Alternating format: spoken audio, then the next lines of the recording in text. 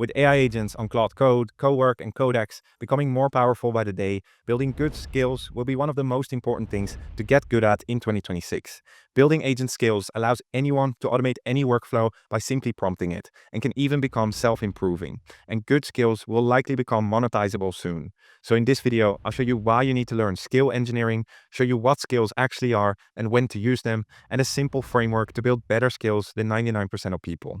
Now, this guide should help you whether you work with Claude Code, Cowork, OpenAI, Google, as they all have integrated skills by now. Now, before we dive into what skills are and how to build them effectively, let me quickly explain why learning skills is a big deal. Now, we're all seeing that these AI agents are getting really powerful, but no matter how good they get, they still need those specific guardrails, context, and SOPs around all the unique ways you and a business do things and use software. Now, we've tried to solve this before. Of course, we have projects and custom GPTs where you set a system prompt and add context files.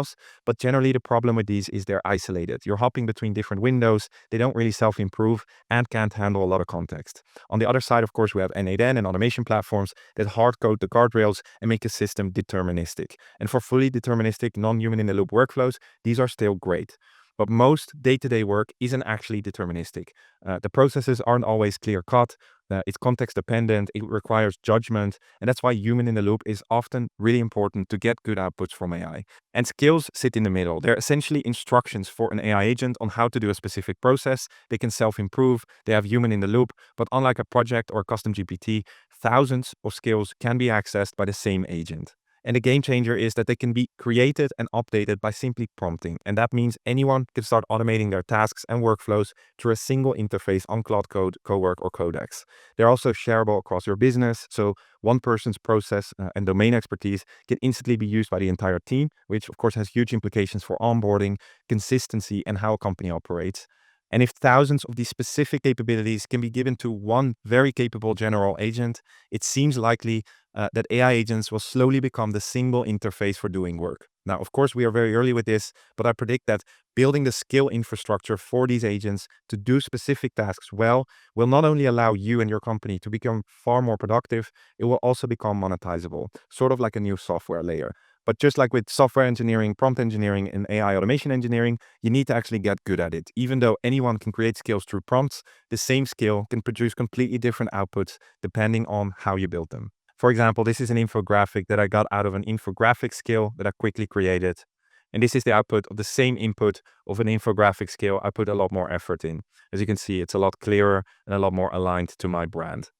I'll show you a full demo of the infographic scale later in this video. Also, if you want access to that infographic scale and all of the other skills me and my team are building out, you can also check out my AI Accelerator, where we list them all for you to download or customize. Now, before showing you how to build these types of skills, it's good to understand what skills actually are. And simply put, agent skills are folders of instructions, scripts, and resources that agents can use to do things more accurately and efficiently. And at the core, we have the skill.md file. And you can basically see this as an instruction on how to do a process. Think of it like a system prompt, a Claude project, or a custom GPT. But besides that process instruction, we can have additional instructions on how and when to use knowledge files, how and when to use tools, how and when to spin up sub-agents, and how and when to use code executions. So the skill MD, you can basically see as the SOP. Now, that skill MD is just the core. What makes skills more powerful are those additional reference files or the context we add. Now, what kind of reference files can we have? Now, firstly, we can build really simple skills with no reference files at all. It's just a skill MD or a process instruction. For example, we have a sales account research skill here from Anthropic, which has no additional reference files, just the skill MD here. And the skill MD, as you can see, includes an execution flow, right? Step 1, parse request. Step 2, web search, right? Step 3, enrichment. And step 4, CRM check.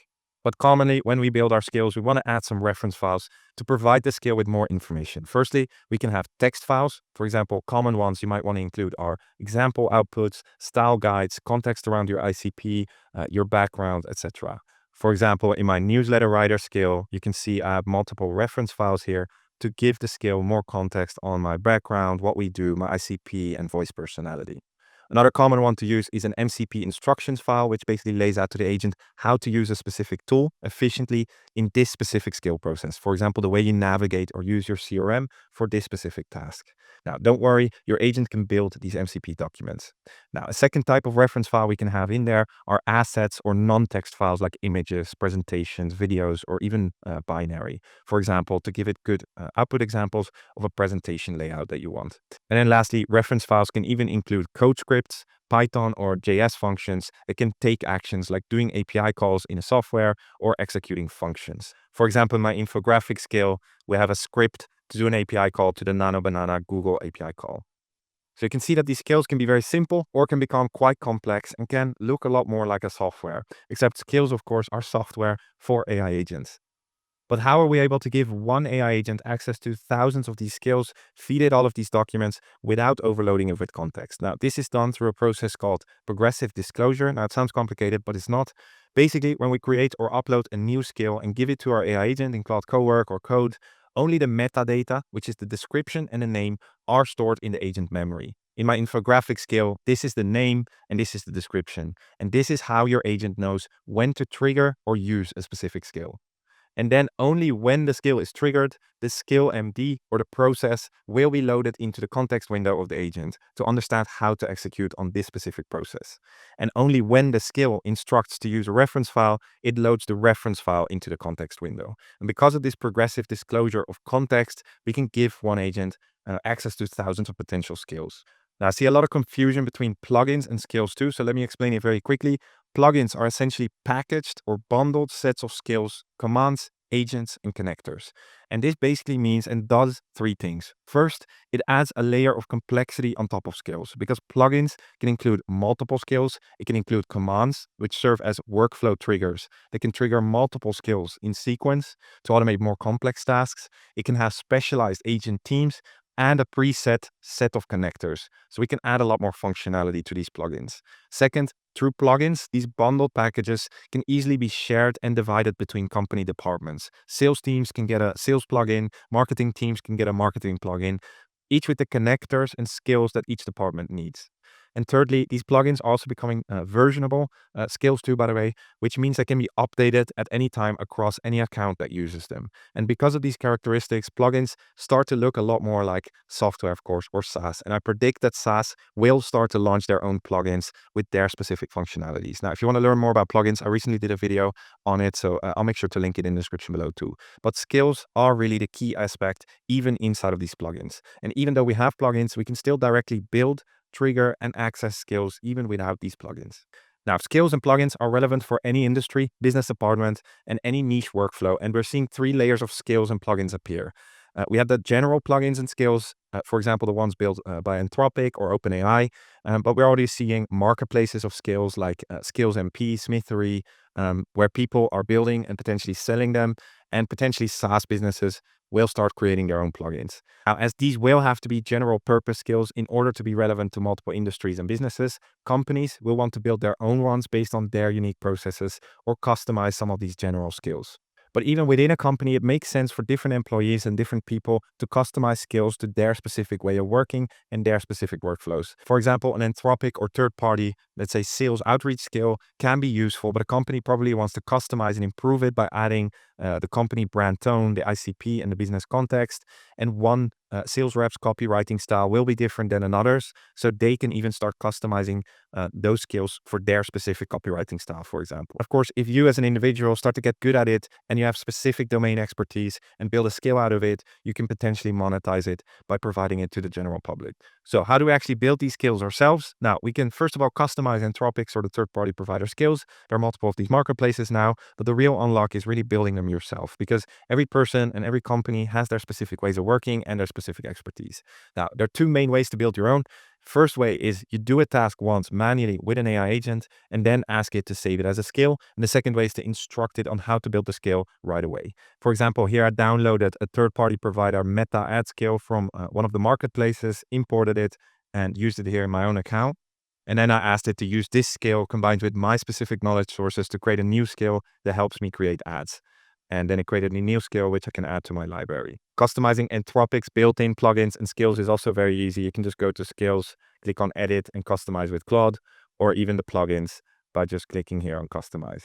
And here I created my own skill by just prompting it and giving it some reference files. Now, whatever the method, applying some best practices is important. So let me start by saying that building good skills is kind of like an art. It's the art of putting your domain expertise of a process into something productizable and usable for an agent. And the more I do this, the more similarities I see between skill engineering and software engineering, but it's sort of like software engineering for an AI agent.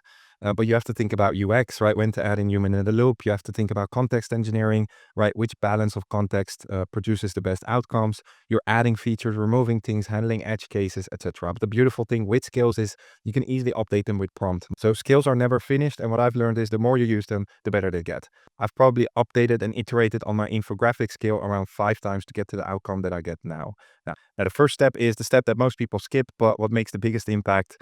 Before prompting to build or customize a skill, you really do want to take a step back and think about the ideal step-by-step process to get to a good outcome. You want to think about what knowledge sources or additional information you can give your AI agent in this skill to do a better job. Now, generally, some context or reference files that I recommend you have, especially if you're going to use these skills more for marketing or sales related skills, is what we do, basically a description of your business, a description of your ICP, of your voice personality if you're using this for LinkedIn, etc. Newsletter strategy, in this case, I have this also for my YouTube, for my LinkedIn, etc. And also a writing framework. These are some of the documents that I reuse across different skills too. So I highly recommend this. Now, if you don't have these reference files yet, you can do it together with Claude. For example, here I asked it, I want to create a YouTube strategy document that I can later give when I'm building skills for research, ideation, scripting, etc. And then I basically ask it to ask me some questions about my YouTube strategy. And through the planning mode, as you can see here, ask questions, etc., you'll get more and more context. And at the end here, you can see Claude generated a YouTube strategy document for me, which I can then reuse in multiple YouTube skills that I create. And once you have a few of these, building skills will get a lot more efficient. Now, once you have that, of course, you want to think about which tools or software the agent needs in order to do this task. And then if possible, you always want to prepare good output examples. And this is generally the thing that impacts performance the most. Now, once you have that sort of clear, we move to the building, which of course in this case is prompting. Now, I just go through a framework that I like to use, which is not hard science, but I think can help you to think about what to include to get to a good first outcome of your skill. Now, first, you want to define the name of the skill and how the skill should be triggered. So in this case, the name of the skill should be infographic generator and should be triggered anytime a user mentions he wants to generate or create an infographic. And this is what the agent uses to write the meta description. Then just like with prompting, you want to define the goal or the objective for this skill. It can be quite short because we dive a lot deeper into the process later. Now, in this case, an infographic skill that creates quality infographics according to my brand style for LinkedIn and newsletters. Then we want to give Claude context on connectors, APIs, or MCPs that it needs to use in this skill. Now, if there's a specific table, maybe a page or a process it should take in that software for this skill, you can also describe that here. And then you want to lay out the process step by step. This is one of the most important things, and it's good to actually spend some time on it. Now, a good way to think about what to include in each step is what does it need to do? First of all, when do you want a human in the loop? What kind of human in the loop do you want? With the dynamic QA boxes of Claude, we can now choose between check boxes, open fields, single select, etc., which kind of becomes like UX design. And for what additional context should be used to do this task better. If it's very short, you can add it in the prompt, but if you have a specific file it needs to read, you want to specify that for each of the steps. Even if you don't have the reference file yet, you can just paste the context here in the prompt and ask it to create a reference file for that skill with that context. Generally, we want to try to keep the skill MD very clean and focused on the process. Any additional information should be in the reference files. That's how your skill is going to perform a lot better. And lastly, you want to think about what you expect as an output for each of the steps. Something that I like to do and has made a big impact on my productivity is when you have human in the loop steps, ask Claude to always give you multiple variations or options which you can choose from instead of just one-off outputs. So I usually say something like this. It should give me 5 different ways an infographic could visualize this idea or concept. And then lastly, you want to think about rules for this skill. Here you can basically predict what could possibly go wrong when executing this skill and write it down as a rule. Now, this is also the section that you will continuously update when improving the skill. And 2 tips here in the rule section is, first of all, to double down on instructing it to use the knowledge files as obligatory steps in the process when needed. Otherwise, I notice it tends to skip over some. And second, I usually double down on the multiple variations with human in the loop. And lastly, a really good thing to include is progressive updates. Basically, instruct the skill to be automatically updated and improved when using the skill so it becomes self-learning. For example, every time I define a clear thing not to do anymore in this skill, update the rules section. And what can be very powerful too is instruct in the process that if a user approves the final outcome, to save that as a good example so it learns and builds more data around what good looks like automatically. Now, let me show you a quick demo of how my infographic works so you get a better idea of what you can get out of this. So in this case, I'm using the code tab here because with API calls, it can be a little bit easier. So I can just trigger it with the slash command. And this is already an updated version from this initial prompt that I gave it. First, it asked me what content should I turn into an infographic. So I'll just paste in a part of my video where I talk about what skills are. A later update I made from this first prompt is to ask it first for which platform it is to understand which format it has to generate it in. So in this case, LinkedIn. And as you can see, it uses these QA boxes because I instructed it to do that. And then what type of visual should it be? Infographic. Then I later adjusted it and iterated on it to get a checkbox out so I can actually start generating multiple variations. But here it suggests me what we should visualize. In this case, I'll go with anatomy of a skill. And then it suggests me ways to visualize that concept. I can choose what makes most sense and generate those. I'll just do all of them. Now, again, the first time I launched this prompt, it wasn't this good yet. I had to iterate 3 or 4 times, add in extra rules, etc. So it became an iterative process. And it's really about that. The more you use it, the better it becomes. But these are quite powerful and really follow my brand style and guidelines. And you can see I added this box at the end. If I click keep all finalize, it will save it as the good output examples. So it gets trained on what good looks like. Now, it is important how you instruct the model to change things. Then an easy rule of thumb you can keep in mind on improving and updating is if it doesn't follow the process correctly, ask it to make changes to the skill MD. The key in the skill MD is that it doesn't get polluted with a lot of additional information. It should mostly focus on the core process. Now, if you need additional information, you want to ask it to add a reference file. Now, if it does something wrong, not just for this specific task, but you never want it to do, for example, I had this with my infographic.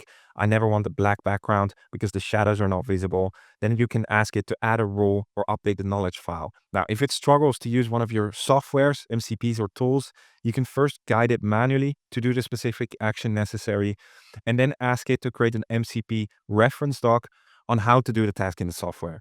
And you can see that my first version is completely different from my last version. Now, lastly, once your skill is performing well and you maybe want to share it on a marketplace or maybe to a team member, the easiest way is to ask Claude to give you a zip file for that skill. You can then just share that and someone else can go into the settings, the capabilities, and upload the zip file. You can also deploy a skill through GitHub. I'll put a link in the description below on how to do that. Now, if you have multiple of these skills, you maybe want to combine different skills, maybe commands, add in agents, specific connectors. You can bundle them into a plugin, which again can be done by just telling Claude to build you a plugin. It will ask you for all the skills, etc. you want to include. And then you can add it to your library. And if you want to share it, again, you can do it through a zip file or by uploading it to GitHub. And if you're a business and you have multiple plugins across multiple departments, you can create an entire plugin marketplace, which is a bundle of all your plugins. Now, you'd have to create this together with Claude Code and upload it to GitHub in order to get a link. Again, Anthropic released a full guide, which I'll share in the link in the description below. Now, if you want access to all of the skills, plugins me and my team are building out, including an infographic one, you can also check out my AI Accelerator, my AI community, where we list them all. We also do weekly AI workshops where we dive a lot deeper into these types of tools. We have blueprints on how to start your business, how to find your first clients. So if that's potentially interesting to you, you can check it out in the link in the description. Thank you so much for watching. And if you want to learn more about Claude Cowork, you can check out the video here above.